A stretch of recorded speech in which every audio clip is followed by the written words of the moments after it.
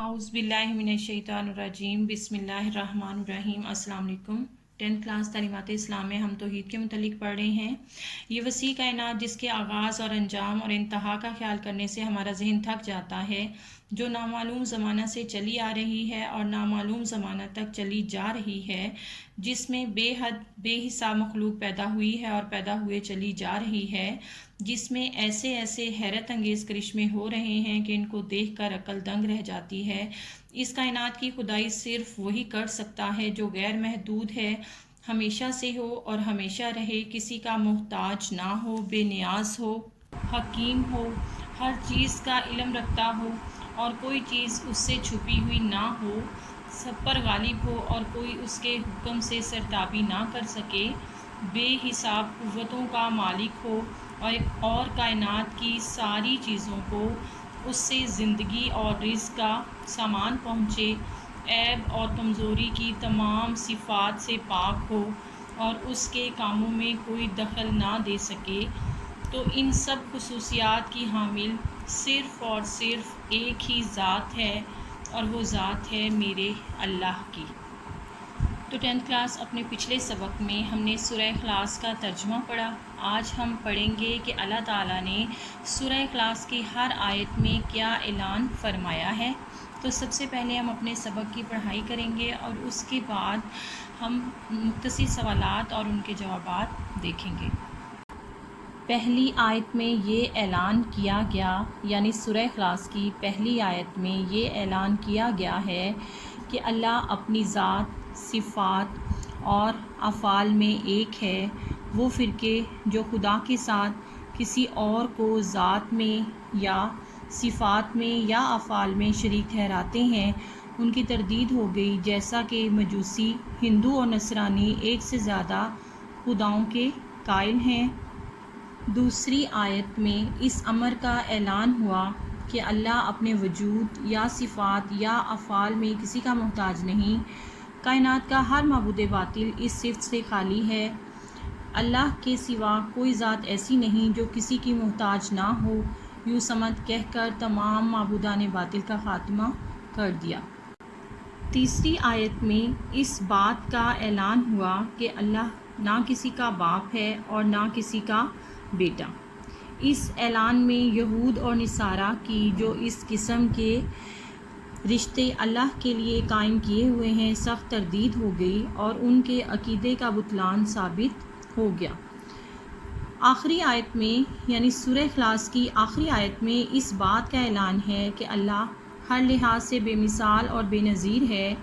دنیا میں کوئی بھی کسی لحاظ سے اس کی ہمسری کا دعویٰ نہیں کر سکتا۔ قرآن کریم کی اس مختصر سی صورت نے ہر قسم کے شرک کی جڑ کاٹ دی اور عبادت کا استحقاق صرف اللہ تعالیٰ کے لیے ثابت کر دیا۔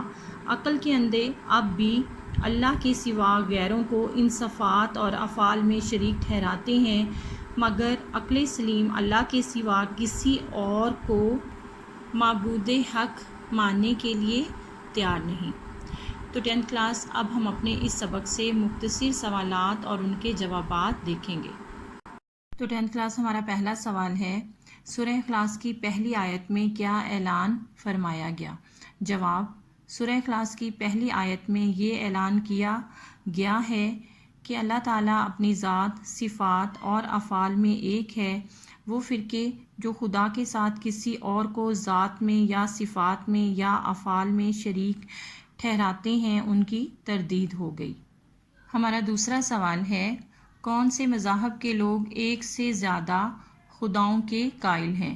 جواب، مجوسی، ہندو اور نصرانی ایسے مذاہب ہیں جو ایک سے زیادہ خداؤں کے قائل ہیں۔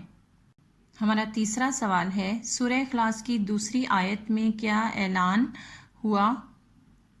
جواب، سورہ اخلاص کی دوسری آیت میں اس بات کا اعلان ہوا کہ اللہ تعالیٰ اپنے وجود یا صفات یا افعال میں کسی کا محتاج نہیں۔ کائنات کا ہر معبود باطل اس صفت سے خالی ہے۔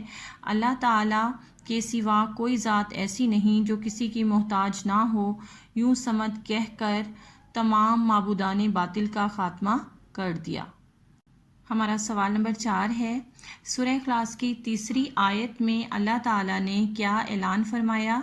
جواب، سورہ اخلاص کی تیسری آیت میں اللہ تعالیٰ نے اس بات کا اعلان فرمایا کہ اللہ نہ کسی کا باپ ہے اور نہ کسی کا بیٹا۔ اس اعلان میں یہود اور نصارہ کی جو اس قسم کے رشتے اللہ تعالیٰ کے لیے قائم کیے ہوئے ہیں سخت تردید ہو گئی اور ان کے عقیدے کا بطلان ثابت ہو گیا۔ تو 10th کلاس ہمارا سوال نمبر 5 ہے، سورہ اخلاص کی آخری آیت مبارکہ میں کس بات کا اعلان کیا گیا ہے؟ جواب، سورہ اخلاص کی آخری آیت میں اس بات کا اعلان ہے کہ اللہ تعالیٰ ہر لحاظ سے بے مثال اور بے نظیر ہے۔ دنیا میں کوئی بھی کسی لحاظ سے اس کی ہمسری کا دعویٰ نہیں کر سکتا۔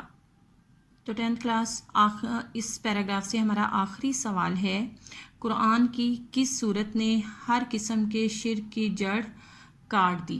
جواب، قرآن کی سورہ اخلاص نے ہر قسم کے شرک کی جڑ کاٹ دی اور عبادت کا استحقاق صرف اللہ تعالیٰ کے لیے ثابت کر دیا۔ عقل کے اندھے اب بھی اللہ کے سوا غیروں کو اس کی صفات اور افعال میں شریک ٹھہراتے ہیں، مگر عقل سلیم اللہ کے سوا کسی اور کو معبود حق ماننے کے لیے تیار نہیں۔